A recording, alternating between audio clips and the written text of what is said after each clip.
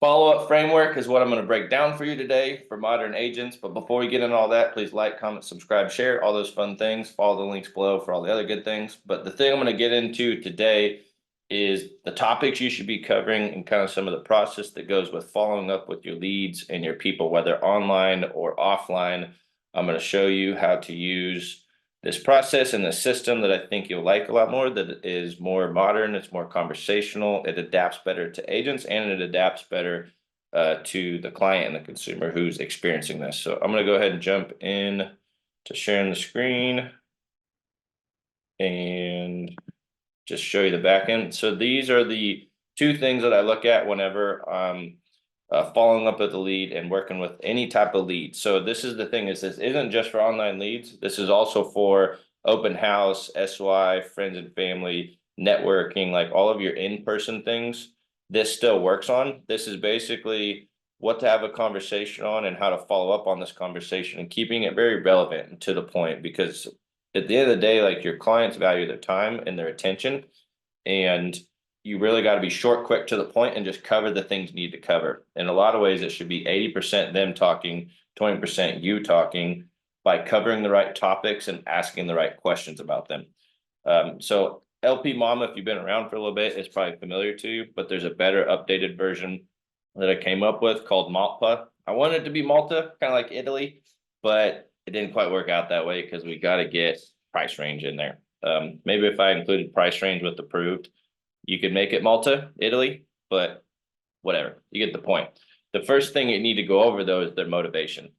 So getting straight into the why they're looking to buy a house and connect with them, and not going straight into location, beds and bath, price range, all that kind of thing. I want to connect with them on a human level of why they're looking in the first place. And typically how we'll do this, whether it's a brand new person or it's an existing person, let's say it's an online lead, I'd call them up and I'd say, hey Griffin, this is Ben Meyer, how's it going? They'd be like, good. And I'll say to them, like, I was curious if you're looking at houses for fun or if you're looking into making a move. And they might give you a little bit of resistance initially, and they're like, oh, I'm just looking for fun. Well, I'm curious, what has you looking for fun? They're like, well, we're thinking about relocating back to Wichita. We're living in Vegas currently, which is this leads example situation I'll show you here in a sec. They're looking to move from Vegas to Wichita to get settled in by August, but this is because I asked a lot of the right questions as I went through to this. So we already had a video call appointment scheduled, but these are all the relevant things that I needed to gather from him and discuss, and then put a summary in the notes section for me and my showing partner to be on the same page on, take notes of, and remember as we go through with this. Because as you start working with enough clients, you're not going to be able to remember everything in your head. You need to have a good notes process and follow-up process in order to really provide that connection and conversation and service your people expect of you as a sales professional, whether you get these as an online lead or offline lead. Because eventually, let's say you meet them open house, they're going to need to go into your digital service system. And covering these things at an open house is what you're going to need to get into with anybody you work with, whether it's a buyer or seller. What is the motivation? What is the core reason of why we're doing all of this? You know, when is the appointment? We need to either have a phone call appointment, an at the house appointment, a game plan consultation in the office. Like, when is that we need to set? And then location is where we need to discuss, you know, where are you looking? What side of town? What preference of town? Why is that important to you? Why does that matter? Is it a school district that you need to look at? In a lot of ways, like when you start asking these questions, people open up and they will talk and they will talk and talk and talk, because people's lives are complicated and real estate is complicated. And there's a lot of fact gathering that you need to listen to them actively, respond back, repeat it back to them what they said. And if they say, oh, we're not really location dependent, so it sounds like you're more house dependent on everything. Yeah, that'd be the case on everything. So would you prefer east side or west side on everything?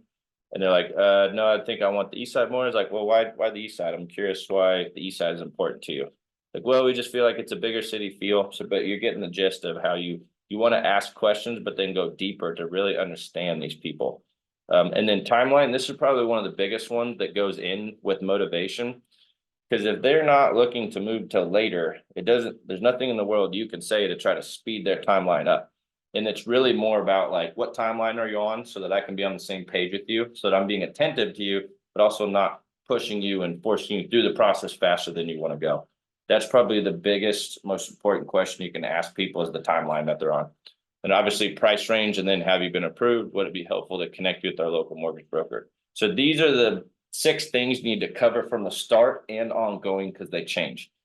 And so to do that, you can literally do this from a text, a phone call. Don't automate this, don't AI this, be personal with this. This is the personal follow-up service that people want from you in a weekly follow-up cadence. And you can literally just go to these 4 on repeat back and forth on it all. Are you getting the emails that I sent to you? Can you check they're not going to spam? Hey, you want the app to use? Should we adjust those emails at all? What did you think of those? Like that's actually the 4th one. But you don't want to do all these at once. You want to continue to come back to these people and just touch them. Be available as an option that they can take you up on to service them. This is a big one too. That's an open-ended question. As you noticed with a lot of these, they're not closed-ended with the yes or no. They're open-ended to warrant discussion. What's your biggest challenge right now with real estate that I can help with? That's a really good phone call. You call Griffin back up 2-3 weeks later. Hey, Griffin, it's Ben out here in Wichita. I'm curious what's your biggest challenge with real estate I can help with right now. And just let him talk, let him get his pain out, let him get his problems out, hear him, listen to him, empathize with him. And then your unique value proposition or your problem solving skills could kick in to then go solve whatever he told you. And then the 3rd one you could follow up with, anything new and exciting on your end I should know about your personal situation around buying a home. And they can tell you, oh, this and that's going on. We're getting married. We're having a kid. Like in this situation, his wife got accepted into the clinical psychology program at WSU. And then obviously, what did you think of 123 Main Street? Want to go check that one out? Just get a feel for the process and the market, what kind of questions. So you want to be available to provide service to these people. And that's really what they're looking for. It's not that people hate salespeople, hate agents, hate phone calls. They just hate the process a lot of times. People love service. They love to buy things, provide that for them. And here's the relevant way to do this as an agent. So there's the core frameworks of it all as far as the lead connection notes to put in there as a summary at the top, and then the weekly follow-up cadence. So let me show you an example on this one that I have blurred out the contact details so YouTube doesn't take this down. This was Griffin Rocky. This is came from my YouTube channel from videos that I make. He signed up on my website and booked himself into a video call. And when we had the video call the other night, we got on there and this was me just kind of taking notes as fast as I could while I was on the call. So I have my video call up here, my CRM over here, taking notes while I'm on the call talking with him.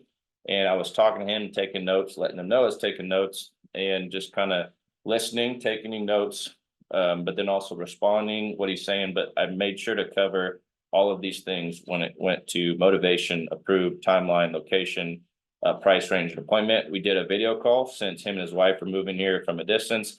And the timeline is settled in before August. And so I have him on here as a daily, weekly check-in. So weekly, I'll be checking in with them on those 4 things that I mentioned before. So this is the process I use. Like I just reached out to him again saying, are you getting emails? Can you make sure they're not going to spam? Should we adjust those at all? Anything that changes? Because what you notice is like people look at houses for a long time and they do want an agent to service them, to help them. They just don't want to feel like they're pressured and forced and pushed into things. So you got to be available, providing an option that leads to a sale. And these are the ways to do that, to stay relevant, because this is relevant stuff. They don't need all that cute stuff and all that fake disingenuous things. Like be real, be authentic, be straight to the point, be direct. And that shows that you appreciate and respect their time and their attention. And it's a valuable thing. And I'm not going to abuse it by sitting here talking to you for 10, 15, 20 minutes at a time on the phone call. Ain't nobody got time for that. Yourself or them included. So very quickly, you want to be building a working relationship with these people in order to be available for when they're in Wichita to be ready to buy a house. So this is a relocation situation as an example. I could give you a lot of other examples like this, but this gives you the idea, the framework that we follow, the topics to be covered. Do it in your voice, what's genuine and authentic to you, because that's more powerful than trying to be something you're not. But cover these topics. MALPA is what can help you remember this and practice this with your colleagues, with your friends, with your family, with everyone.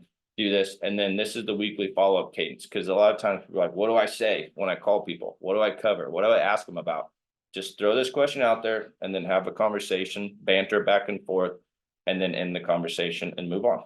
But that's how relationships are built, is through connection and conversation. And there is skill, there is strategy, there is process to it all. It's not random and it's not just fluke, and people aren't just born with it. But hopefully that kind of helps you produce more, sell more houses, get the lifestyle you want as far as a follow-up framework, as far as what to cover initially and then what to follow up on, and then the things to say and do. But if you want to check out more things that I have as far as coaching goes, skill building goes, check out all these links and things I have going here, explore it around, check it out. But appreciate watching as always, and we'll talk to you soon. See ya.